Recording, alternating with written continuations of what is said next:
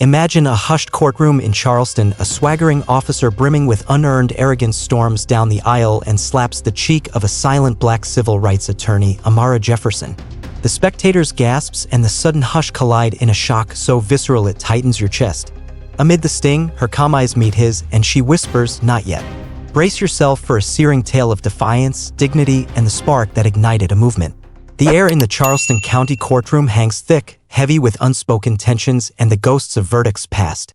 It smells faintly of old paper, stale coffee, and a certain kind of weary resignation.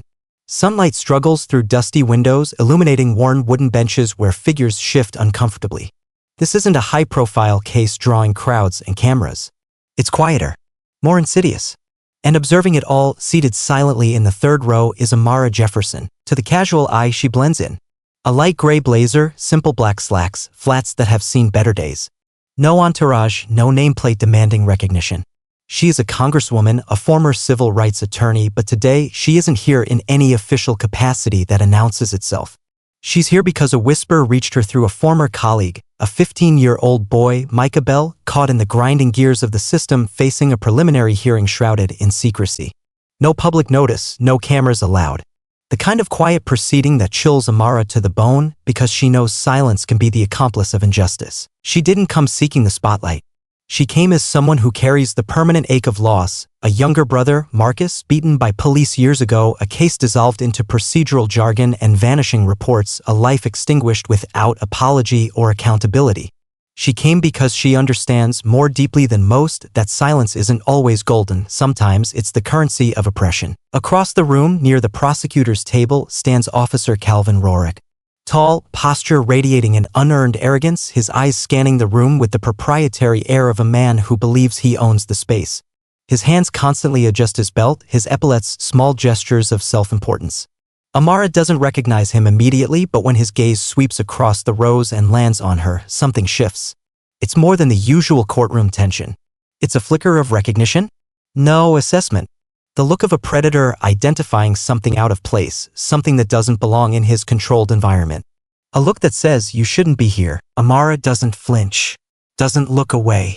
Years as an attorney, as a black woman navigating spaces not designed for her, have taught her the power of stillness. She straightens her back almost imperceptibly, takes a slow, steadying breath. Her calm itself becomes a quiet act of defiance, a refusal to be intimidated.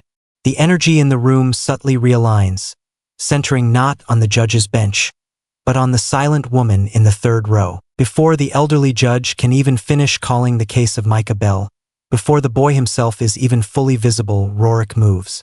No command given, no permission sought. He simply steps down from his position and walks deliberately down the aisle between the benches. His boots echo lightly on the worn floorboards. His eyes, however, are locked onto Amara, sharp and focused like a drawn blade. He stops directly in front of her, close enough for her to see the tightening of his jaw, the disdain etched around his mouth. He leans in slightly, his voice a low growl meant only for her, but dripping with contempt. "Who do you think you are, sitting here? A woman who doesn't know her place." And then the unthinkable. In the middle of a courtroom under the passive gaze of the law, he raises his hand. It's not a dismissive tap. It's a hard, deliberate slap across Amara's cheek. The sound cracks through the stale air like a whip, sharp and brutal, ripping the fragile silence to shreds. Gasps are stifled before they fully form. The judge freezes, mouth slightly agape. The prosecutor clutches his files, knuckles white. The court clerk's pen clatters onto the desk. Time seems to warp, stretching into an unbearable stillness. Everyone is paralyzed. No one moves to intervene. No one shouts in protest. The system, in this moment, reveals its complicity through its inaction. But Amara doesn't fall. She doesn't cry out. She doesn't even raise a hand to her stinging cheek. Her eyes remain open, fixed on Rooric's face. The slap struck her flesh, but it couldn't touch the core of her dignity, the quiet resolve she guards so fiercely. Her stillness is unnerving. It's not the reaction he expected, not the reaction the room anticipated. There is no fear in her eyes, only recognition. She sees him not as an officer, but as the embodiment of the rot she came here to challenge. Rooric takes an involuntary step back. His hand is still red, slightly raised, but now a tremor runs through it. He's the one suddenly off balance, unnerved by her lack of fear, by the profound power in her silence. He looks towards the judge, perhaps seeking validation, perhaps seeking control, but finds only a frozen mask. In that charged silence, Amara finally speaks. Just 2 words. Soft, yet they echo in the dead quiet like a judge's gavel delivering a final verdict. Clear, firm, and carrying the weight of generations of swallowed injustices. Not yet, not yet. The time for shouting, for demanding hasn't come. But it will. That slap wasn't just an assault on one woman. It was a crack in the facade of the entire justice system. And Amara Jefferson, standing unbroken in the silence, has just picked up the hammer. The real battle has just begun. The echo of "not yet" hangs in the courtroom air long after Amara Jefferson turns and walks away, leaving behind a tableau of stunned silence and dawning fear. She doesn't rush. Her movements are deliberate, measured. The slap still stings her cheek, a physical reminder of the violation. But inside, a different kind of fire has been lit, the cold, steady flame of purpose rekindled. This isn't just about Micah Bell anymore, or even about the ghost of her brother, Marcus. It's about the insidious rot that allows men like Rooric to wield power with impunity, shielded by the very system meant to uphold justice. Back in a borrowed, anonymous workspace, far from the polished halls of Congress, Amara immerses herself in the scant official records of Micah Bell's case. The screen illuminates her focused expression as she pores over the Charleston Police Department report. 3 pages, deliberately vague. The familiar, chilling phrase, "suspect was noncompliant." A phrase she's seen countless times, almost always attached to black victims without legal counsel. Red flags appear immediately. The arrest time logged in the report contradicts the detention center's intake record. Micah was apparently booked before he was officially arrested. A logistical impossibility unless the report was fabricated after the fact. Amara leans closer, her legal training kicking in. She secures grainy traffic cam footage through an old contact, bypassing official channels. There's Micah, outside a corner store, holding nothing but a bottle of water. No aggression, no crime in progress. Then, Rooric approaches, pushes him, cuffs him, all in under 9 seconds. No explanation offered, no rights read. The casual brutality of it is sickening. But what truly knots in her stomach is how effortlessly this reality was scrubbed clean, replaced by sterile administrative language in the official file. Then, the final insult. Micah's supposed signature waiving his right to counsel. It's a clumsy forgery, nothing like the handwriting of a scared 15-year-old. It mirrors the sanitized files of her brother's case. The erasure of truth she swore she would never let happen again. Her quiet investigation doesn't go unnoticed. A text message arrives from an unknown number. Terse. Cryptic. Meet at Grant's bookstore. 10 p.m. Don't call back. Amara recognizes the undercurrent of fear, the scent of desperation.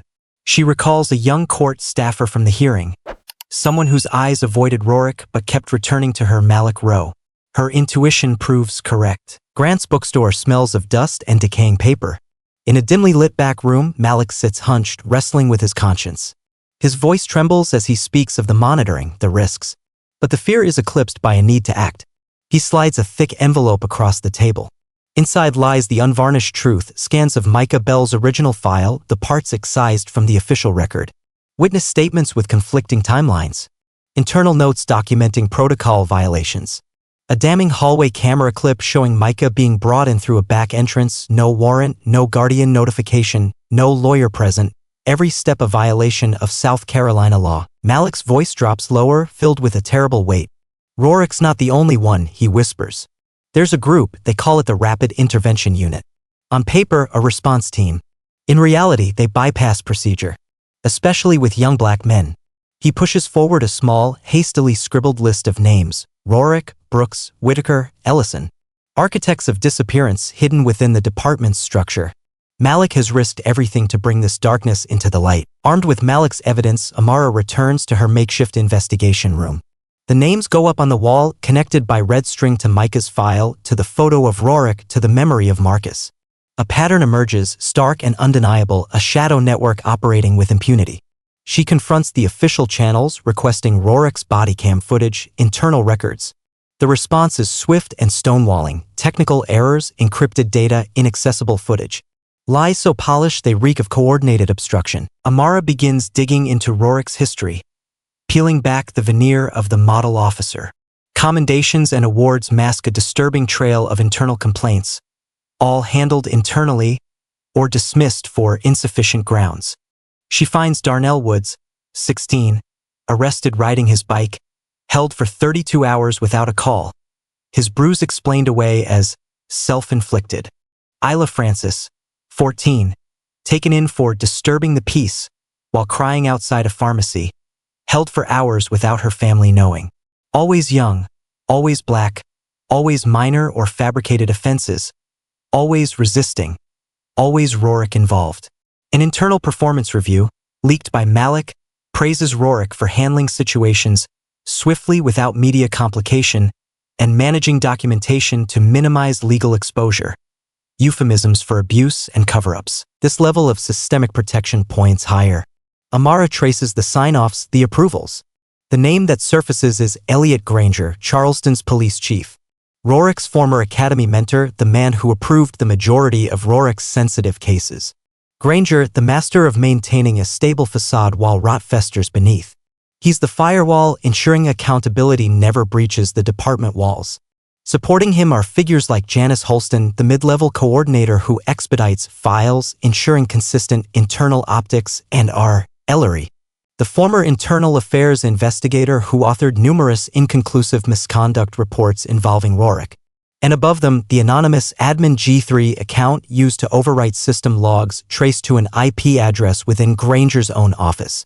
It's a structure built on calculated silence and complicity. As Amara digs deeper, the system pushes back. Subtle intimidation escalates to overt threats. A black SUV lingers outside her temporary housing. A figure watches her from the shadows. Then an anonymous call, low and deliberate, "We know what you're doing. Stop now, the consequences won't stay political." She knows this playbook, but the threats extend beyond her. Malik Rowe is abruptly transferred, his access revoked, isolated. A chilling message is sent. Then comes the news that shakes Amara. Kendra Moss, just 11 years old when Rooric's unit detained her, now a potential witness from Malik's list_27, is injured in a hit-and-run accident. Traffic cams conveniently malfunctioned. Amara rushes to the hospital. Kendra, bruised but unbroken, whispers, "I knew something was coming.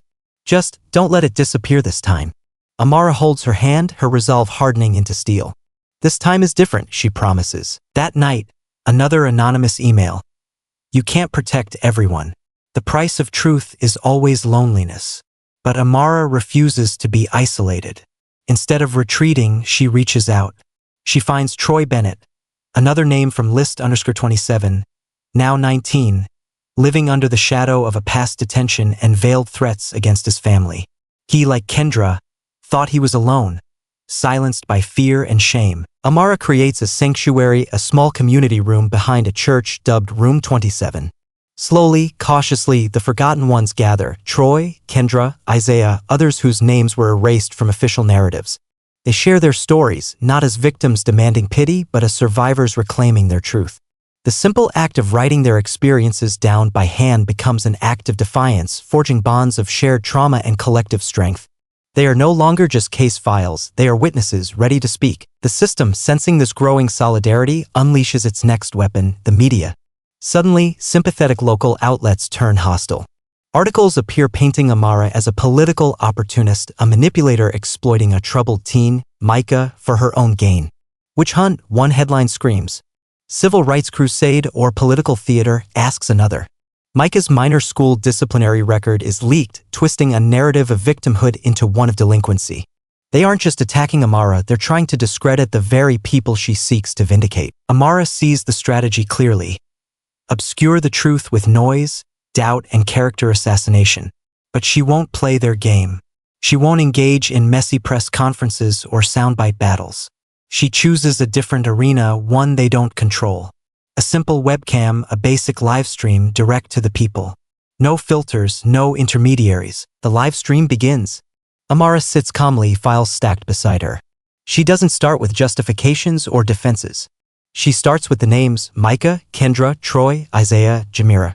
One by one, she presents their stories, reading directly from the falsified reports, highlighting the inconsistencies, the missing evidence, the templated language.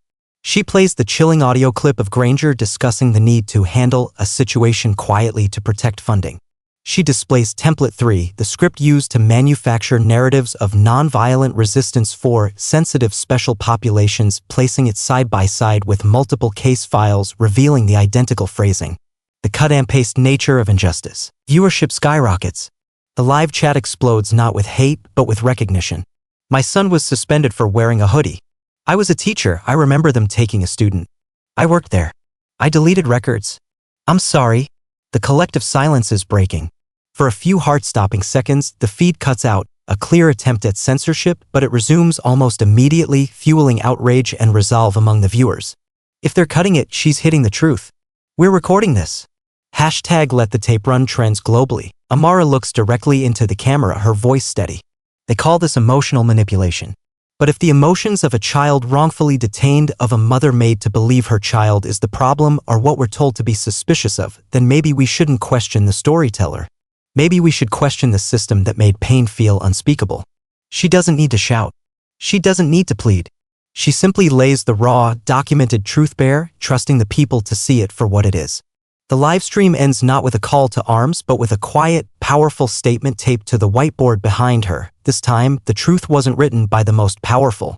It was written by the ones they tried to erase.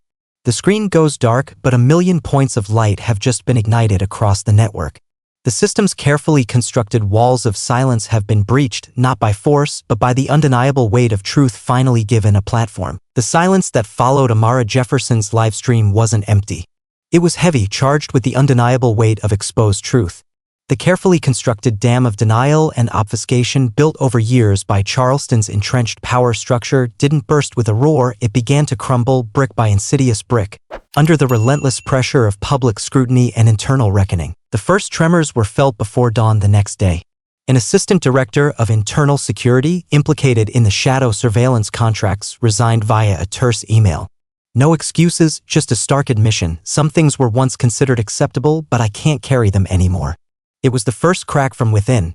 Then came Lamar Hensley, the former internal affairs inspector who had signed off on Rooric's no misconduct reports. He appeared not with apologies, but with a USB drive containing damning internal conversation logs, proof of Granger's direct knowledge and manipulation, referring to the targeted children as social blind spots we can control. More followed.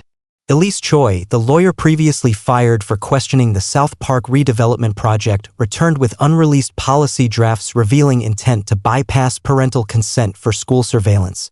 A data analyst from the finance department, haunted by his role in funding community security enhancement projects, came forward seeking witness protection, bringing original budget authorizations and notes confirming the deliberate targeting of Black children.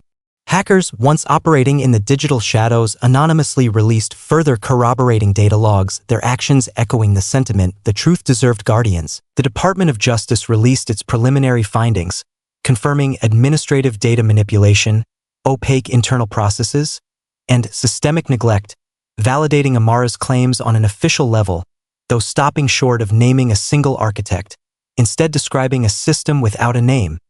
A culture of complicity where responsibility was deliberately diffused. Faced with mounting evidence and public pressure, the last vestiges of the old guard attempted a final, desperate maneuver.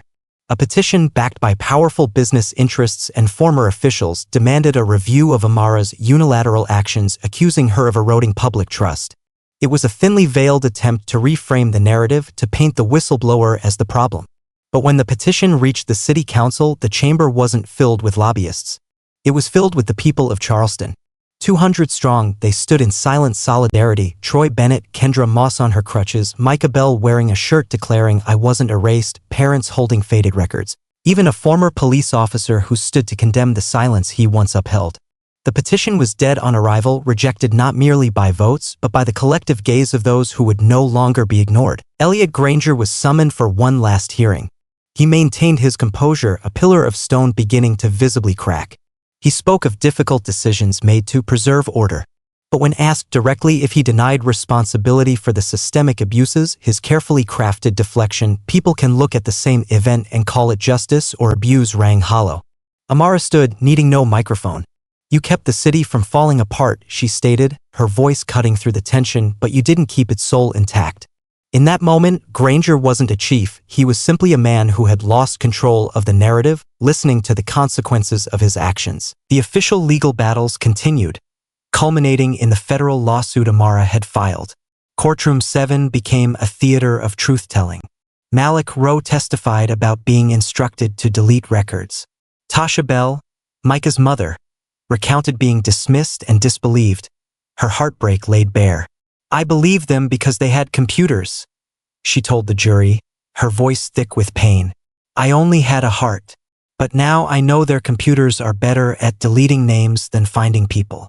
Defense witnesses faltered under cross-examination, their claims of system glitches sounding increasingly absurd against the mountain of evidence.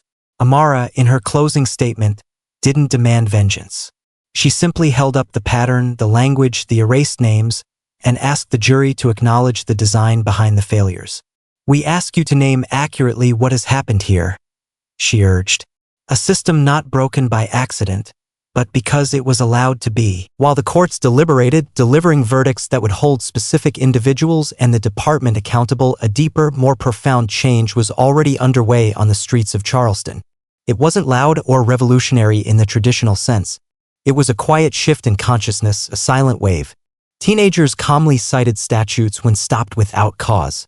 Parents demanded transparency from school boards. People recorded interactions, filed complaints, armed not with weapons but with newfound knowledge of their rights and the courage to assert them. They had learned from Amara and from each other that silence was not safety, it was paralysis. Amara Jefferson herself stepped away from the political stage. She didn't seek higher office or write a best-selling memoir. Instead, she poured her energy into reclaiming a derelict library on the city's west side, transforming it with reclaimed wood and hand-painted walls into the Jefferson Community Law Room. No fancy technology, just paper, pens, and a space for learning. She didn't call herself a leader. She called herself a teacher. Her students weren't elite law graduates.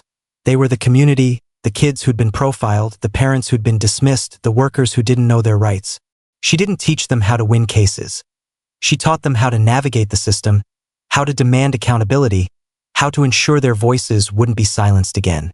"I teach how not to be fooled into thinking silence equals safety," she'd say. Her legacy wasn't written in laws passed or enemies defeated.